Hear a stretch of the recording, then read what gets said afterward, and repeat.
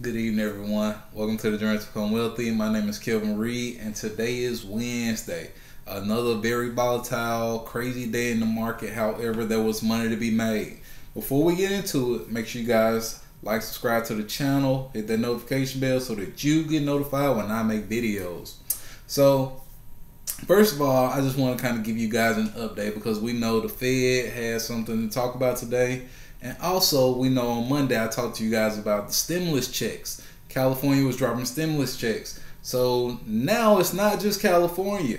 There are several other states decided that they are going to drop stimulus checks now.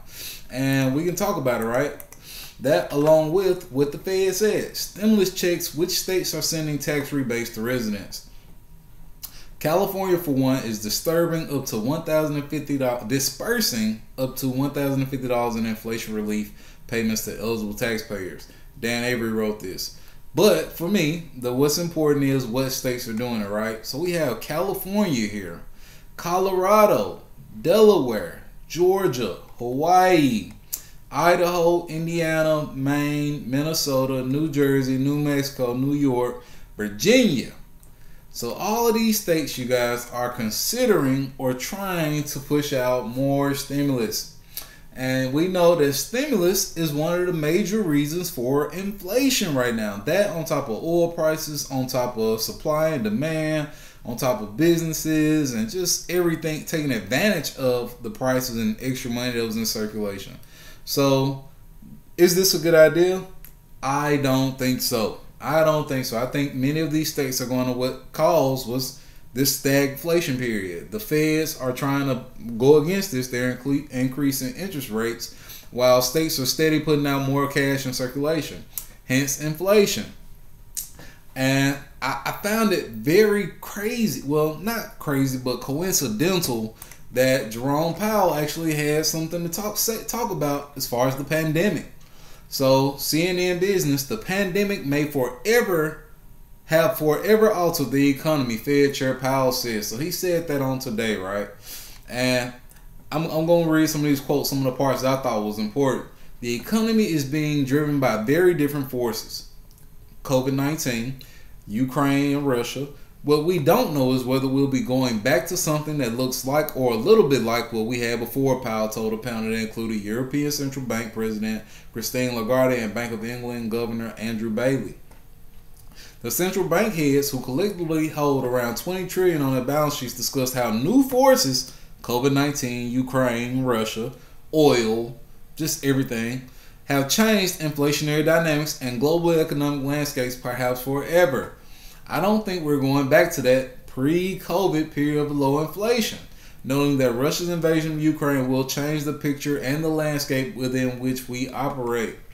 So, many people, if you talk to me, you know me on a personal level, I tell people all the time, COVID made an impact on the world, right?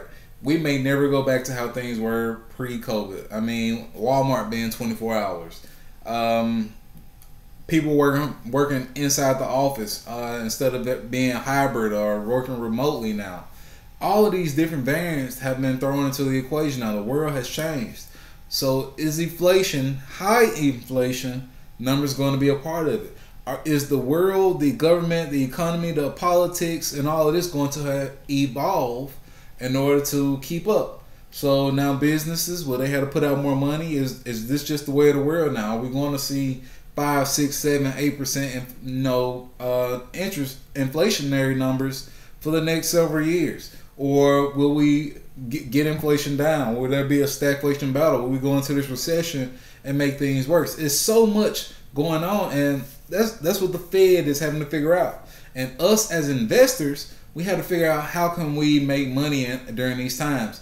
Again, I know it's hard to think about making money and how to make your riches during times of turmoil and tragedy and poverty and all this other stuff going on in the world. But hey, if you don't take advantage of it, somebody else will. Opportunity. Opportunity was definitely one of our wealthy words before, right?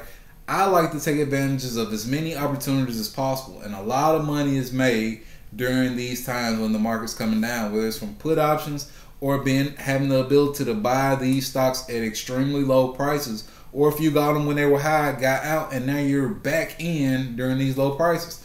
So you have new low prices with another opportunity to invest with more money than you've ever had before. So these are just the things that we have to look forward to. Let's talk about the market today. We actually have the Dow up 0.27%, the S&P 500 down 0.071%, the Nasdaq down 0.033%, the Russell down 1%, 1.12%, and the VIX actually down 0.71%.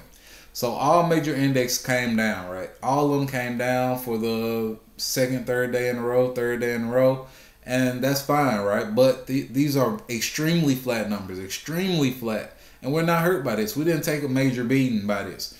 And the fact that these things can bounce back, there's always a strong possibility of things bouncing back. When they come lower, I told you guys, we look for 3 bottoms. We've already hit 2 of those bottoms. Will we hit our third and look to go to the moon from here on? I don't know. But that is always a possibility, especially in a market like this. One thing I did want to take note of is the extreme fear index. So this number is coming back down. We know we saw a 28 and 29 early in the week and last week, and now we're back to 25. Are we going back to extreme fear? And I think part of the market being so flat today was due to the fact that the Fed was speaking. We know when the Fed speak, the markets come down. We saw a slight spike first 15, 20 minutes of this morning in most indexes, and they came back down. They came back down, and again, just remained flat. They traded within a range. There is money to be made trading within a range if you know how to do it. So we have to take advantage of this opportunity right now here. Also, learn how to manage your risk. So for me, I got in, actually made a big gain, and then it started going back the other way. I had a stop loss. It kicked me out. I made $200 profit trading a put option in Tesla. I didn't. If my stop loss wouldn't have kicked me out, I still would have made a lot more money. However, I managed my risk. I saw the volatility, and I saw that I wouldn't be able to keep up with it. I made that little bit of money today, and I stayed out of it. So those are the type of things we want to do going forward. And just, I think that we have a little more pain to go, guys. I say a little compared to what we've seen for these first 6 months. I don't think that anything else could be as devastating as being down as big as we are right now. So I think we do have some more pain to go this year in this market, but take full advantage of it. Let's not forget, right? Let's look at it. I told you guys I would talk about this. Our investments, right? BTI, 80%. If you want to have some risk, 5%. Goldman Sachs. I didn't put anything Morgan Stanley, but it is an alternative for Goldman Sachs. Wells Fargo, Bank of America, 5% in Wells Fargo. Apple, 5%. With both of these being alternative. SoFi and PayPal both taking a beating. However, I believe in them for the long term, so I am still holding both of those. Facebook, I can actually scratch this one on my list because I think this year is going to be a year of pain for Facebook. But if you guys believe in the company, invest in it, make money. But we know that I told you guys, I actually switched to my plan. I have about 50% in stock, so all of these stocks total, and I have my other 50% in cash. So that's something I need to update. But these are the companies that we're looking to invest in, right? These are the companies that we're looking to invest in. We got to make sure that we do what we got to do and stick to it, right? Stick to it. Y'all see me in here. I'm changing numbers now on the fly. Y'all see us doing the calculations at the bottom. That's the work I put in. Literally the work I put in, just to make sure that we can have some accurate stuff going on. So I just want you guys to see. Look at that. 40% in BTI, 2% in the rest if you are investing this year. So just trying your best to make money, continue to invest, or build up your cash. Build out your portfolio so that when things do get ready to go, make that turnaround, go back to the moon, we clear out this bear market, you're ready to throw some money in, you're ready to make that money with everybody else. So that's what I got for you. Stimulus out here threatening to continue to increase inflation. No news from Ukraine. Gas prices are still going up. Will we ever get back to those pre-COVID, inflationary numbers or pre-Russia-Ukraine numbers? Nobody knows, but those are some of the fear, uncertainty, and doubt that are lingering in this market. When I know, you guys know, but until then, you know what I'm doing. I'm dollar cost averaging. I'm making money every day, and I'm just having fun in this market. So hopefully you guys are too. Thank you for joining to become wealthy. Hope you guys have a great day, and I'll see you later.